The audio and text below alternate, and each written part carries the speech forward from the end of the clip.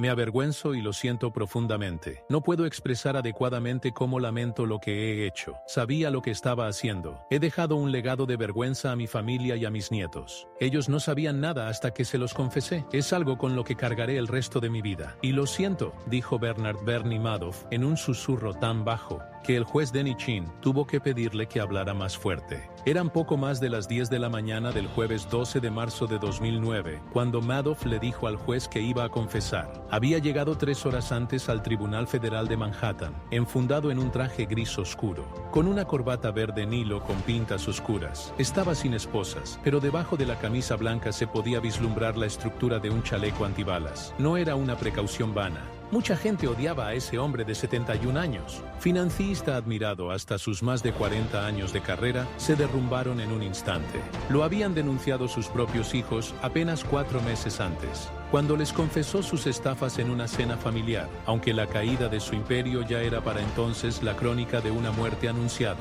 Ante el juez, Madoff reconoció haber cometido el mayor fraude de la historia de Wall Street, por cerca de $65,000 millones y una cadena de víctimas que traspasaba las fronteras de los Estados Unidos. Entre ellas, había desde grandes empresas y millonarios con ansias de multiplicar fácil su fortuna, hasta pequeños inversores y jubilados que perdieron los ahorros de toda su vida cuando le confiaron su dinero para tener una renta. Madoff comenzó su carrera financiera a los 22 años con $5,000 ganados como guardavidas durante las vacaciones de verano.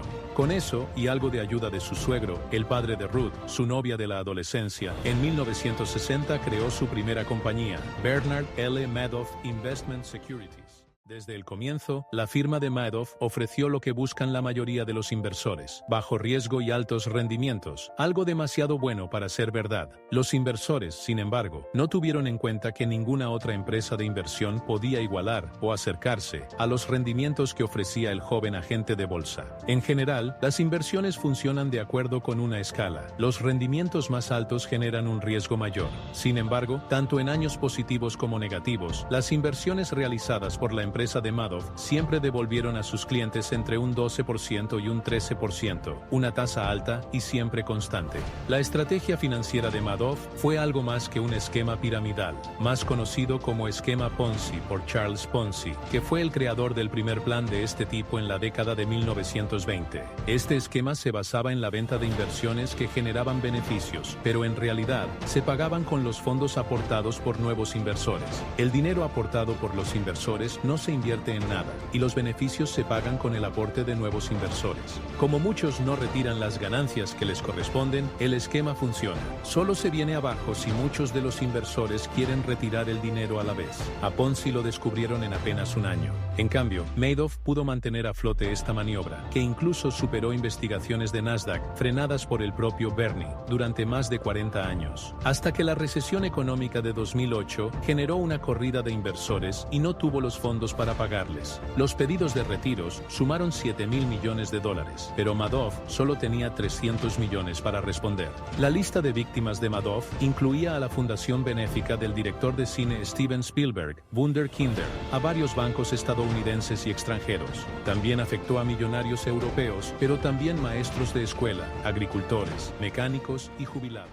Bicicleteó como pudo el asunto durante casi 6 meses, hasta que el 10 de diciembre de 2008, en una cena familiar, les confesó a su mujer y sus 2 hijos lo que había hecho. Al día siguiente, Mark y Andrew lo denunciaron al FBI, y nunca volvieron a dirigirle la palabra. En cambio, Ruth se quedó a su lado. Madoff reveló sus maniobras a su familia cuando ya todo se venía abajo. Su intención, en sus propias palabras, era salvarlos del desastre, y que no quedaran implicados con él. Mark y Andrew, que llevaban años trabajando junto a su padre, no lo perdonaron. Ruth lo defendió y eso hizo que sus hijos también cortaran el vínculo con ella. La familia se quebró, mientras que Madoff debía responder a los requerimientos judiciales y Ruth no podía siquiera salir a la calle, sin que la asediaran ahorristas enojados o periodistas pidiéndolo una declaración. Decidí que no me iba a divorciar, que iba a permanecer casada, pero la presión judicial y mediática, más el rechazo de Andrew y Mark, llegó a aplastarlos. La Nochebuena de 2008, Ruth y Bernard, decidieron suicidarse juntos en su piso neoyorquino, donde cumplían la prisión preventiva domiciliaria con tobilleras electrónicas. No sé de quién fue la idea, pero los dos estábamos muy tristes por todo lo que había sucedido. Creo que también influyó tener ese dispositivo en el tobillo. Me refiero a que fue horrible y que pensé, no puedo soportar esto, no sé cómo voy a superar esto, ni siquiera sé si quiero intentarlo. Entonces decidimos hacerlo. Los dos estábamos de acuerdo, no recuerdo demasiado lo que hablamos. Calculamos cuántas pastillas tomar, y creo que ambos nos sentimos aliviados de dejar este lugar. Todo lo que puedo decir es que fue muy impulsivo, y que me alegré de despertarme por la mañana. Le contaría años después Ruth a Vanity Fair. Después de eso, Bernie Madoff llegó a la conclusión de que debía confesar y salvar a su familia, sino de la deshonra, por lo menos de la cárcel. El 11 de diciembre de 2010, el abogado de Mark y Andrew Madoff dio a conocer un comunicado de pocas palabras. Mark Madoff se ha suicidado hoy. Fue una víctima inocente de los monstruosos crímenes de su padre, que ha sucumbido tras 2 años de falsas acusaciones, casado y con 3 hijos, desde que se destapó el escándalo y pese a haber sido declarado inocente por la justicia. Mark vivía prácticamente como un paria. Sus amigos y el círculo social donde se había movido le dieron la espalda. Nadie quería darle trabajo, y hasta se avergonzaba cuando salía a la calle. A principios de diciembre convenció a su esposa, Stephanie, de que llevara a sus 2 hijas mayores a Disneylandia para que pudieran relajarse y salir de la presión continua. Que la familia vivía en Nueva York. Se quedó con Nick, su hijo de 2 años. Ya había elaborado un plan. El 11 de diciembre Mark se sentó frente a su computadora y envió 2 correos electrónicos. En el primero de ellos le anunció a su abogado que se suicidaría y le indicó que hiciera las diligencias necesarias después de su muerte.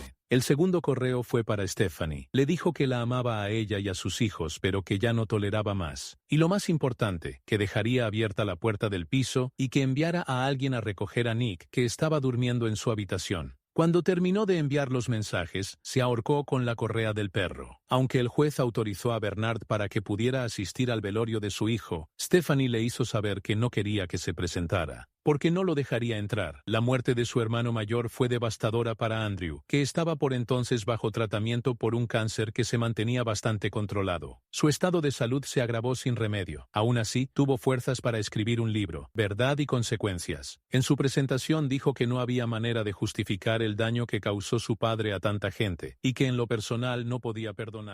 La muerte de su hermano mayor fue devastadora para Andrew, que estaba por entonces bajo tratamiento por un cáncer que se mantenía bastante controlado. Su estado de salud se agravó sin remedio. Aún así, tuvo fuerzas para escribir un libro, Verdad y Consecuencias. En su presentación dijo que no había manera de justificar el daño que causó su padre a tanta gente, y que en lo personal no podía perdonarlo. No sospeché nada. Me crié viendo cómo la gente lo trataba como una leyenda. Todos lo veían como un inversor con un talento espectacular. Nunca se me ocurrió que era un farsante, dijo también en una entrevista con la cadena NBC. También contó que leía las cartas que su padre le mandaba desde la cárcel, pero que no encontraba en ellas sinceridad ni remordimientos. Después de eso, Andrew volvió a encerrarse en sí mismo. Solo dio una entrevista más, en 2013 a la revista People. Sigo sin perdonarlo, ya está muerto para mí, lapidó. Andrew murió a consecuencia de un linfoma en 2014. Bernie tampoco pudo asistir a su entierro. Bernard Madoff murió de muerte natural en la cárcel el 14 de abril de 2021, a los 82 años. Si te pareció interesante el video, dale like y suscríbete para más contenido como este. Hasta la próxima.